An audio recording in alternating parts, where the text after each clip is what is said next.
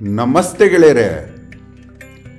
ಗಗನಗೋಚರಿ ವಸುಂಧರಾದಿಂದ ಅಹೋರಾತ್ರ. ಇಂದು ನಿಮಗೆ ಅಹೋರಾತ್ರ ಒಂದು ವಿಸ್ಮಯವನ್ನು ತೋರಿಸುತ್ತಾನೆ. ಭಾರತದಲ್ಲಿ ಅಷ್ಟೇ ಅಲ್ಲ, ವಿಶ್ವದಾದ್ಯಂತ ನಾವು ಅನೇಕ ವಿಸ್ಮಯಗಳನ್ನು ಕಾಣಬಹುದು. ದೇವತೆಗಳ ವರ್ಣವಿರಂಚಿ ದೇವರಾದರೆ ವರ್ಣಕುಂಚದಲ್ಲಿ ಮಾಡಿದ ಬಣ್ಣ ಬಣ್ಣದ ಭೂಮಿ ಇದಾಗಿದೆ. ಸಪ್ತದ್ವೀಪ ವಸುಂಧರ ಎಂದು ಭೂಮಿಯನ್ನು ನಮ್ಮ ಪೂರ್ವಜರು ಕೋಟ್ಯಾಂತರ ವರ್ಷಗಳ ಹಿಂದೆಯೇ ಕರೆದರು. ಹಾಗೆ ಕರೆದ ಒಂದು ದ್ವೀಪ ಉತ್ತರ ಅಮೇರಿಕಾ ಖಂಡ. ತಾವರೆಯ ಮೊಗ್ಗಿನಂತಿರುವುದರಿಂದ ಇದನ್ನು ಪುಷ್ಕರ ದ್ವೀಪ ಎಂದು ಕರೆದರು. ಕೆನಡಾ ಭಾಗ ಆ ತಾವರೆಯ ಮೊಗ್ಗಿನ ಮೇಲ್ಭಾಗ ಆದರೆ ಪುಷ್ಕರ, ಕೆಳಭಾಗ ಅಮೇರಿಕಾ ದೇಶ ಆಗಿದೆ. ಇಲ್ಲಿ ಒಂದು ವಿಸ್ಮಯ ಎಲ್ಲರಿಗೂ ಕಾಣಿಸ್ತು. ಆ ವಿಸ್ಮಯವನ್ನು ಹುಡುಕೋಣ ಬನ್ನಿ.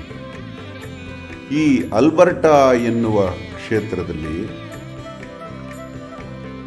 ಒಂದು ಭಾರತೀಯ ನಾನಾ ಸಾಹೇಬನ ಮುಖ ಒಂದು ಕಾಣಿಸ್ತು. ಮೆಡಿಸಿನ್ ಹ್ಯಾಟ್ ಹತ್ರ. ಇದನ್ನ ಭಾರತೀಯ ತಲೆ ಅಂತ ಕರೆದ್ರು ಆಗ. ಆದರೆ ಅದು ತುಂಬ ವರ್ಷಗಳ ನಂತರ ಆ ಪಾಪ್ಯುಲಾರಿಟಿ ಇಂಡಿಯನ್ ಹೆಡ್ಡನ್ನು ಸಹಿಸಲಾಗಲ್ಲ.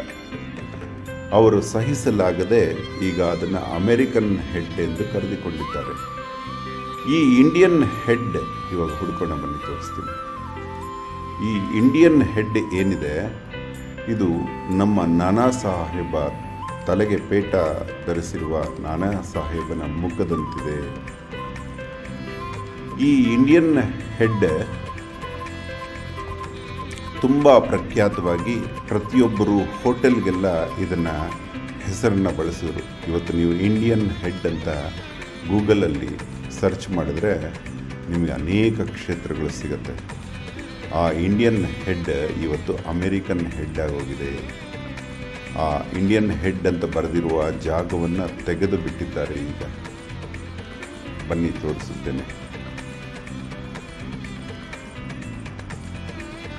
ನಿಮಗೆ ಅಚ್ಚರಿಯಾಗುವುದು ಏನಪ್ಪ ಅಂತ ನೋಡಿ.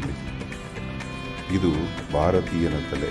ಇದು ನೋಡಿ, ಇದು ನಾನಾ ಸಾಹೇಬನ ಮೂಗು, ಹಣೆ, ಕಣ್ಣು, ಆ ಪೇಟ ಧರಿಸಿರುವುದು.